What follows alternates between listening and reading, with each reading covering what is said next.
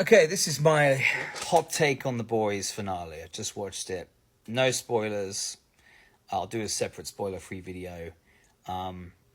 Did they land the plane? Did they give us the ending we all kind of wanted?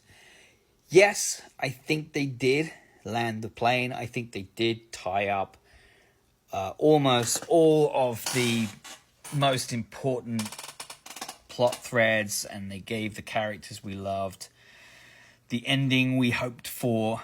I think, yes. Were there any major shocks? Was it really clever as an ending? There was something surprising that happened, although if you've read the comics, it may not be quite so surprising. But was it like a super clever, astonishing ending? No. I think it was kind of what we expected to happen. And maybe that's good, right?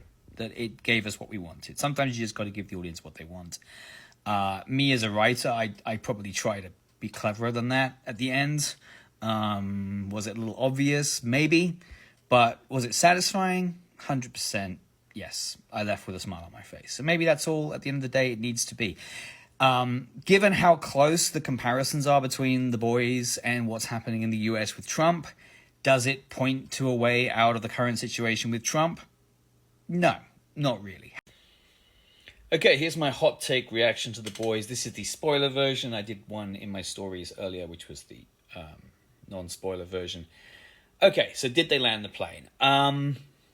Yes, I think they did. Was it satisfying to watch Homelander groveling before Butcher? Kumiko got her nuclear blast off. Yeah, that's what we wanted to see, right? In the White House, the final confrontation. The nice surprise was Butcher versus Huey, and Butcher having to die. That had been well set up, well telegraphed, but still, it came as a bit of a shock after like Homelander's defeated and we think everything's over, and then there's still that final sting. That was nice, and done well. And yeah, they tied up all the other storylines quickly. Ashley going to prison was a little bit of a shame. I thought, she's not entirely a bad guy. We knew Deep was going to end up in the water, I guess, so that was nice, giving him that final confrontation with Starlighter, and he ends up with a tentacle coming out of his mouth. Nice reference to what he did to Starlight in the first episode. Yeah, I thought it was satisfying. Was it super clever?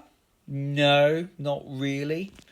There weren't a lot of surprises. It was just kind of what we wanted.